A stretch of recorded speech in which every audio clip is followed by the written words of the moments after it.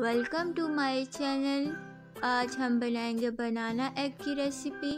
तो 2 tablespoon milk लेना है और 1 टेबलस्पून बादाम और सौंफ का पाउडर, 1 टेबलस्पून शक्कर, 2 टेबलस्पून ऑयल, 2 बनाना और हम 3 एग्स लेंगे। तो अब हम रेसिपी स्टार्ट करते हैं। अब हमने 2 बनाना लेने हैं, इनके छिलके उतार लेने हैं और इसको हम नाइफ की मदद से कट करके एक बोल में डालेंगे।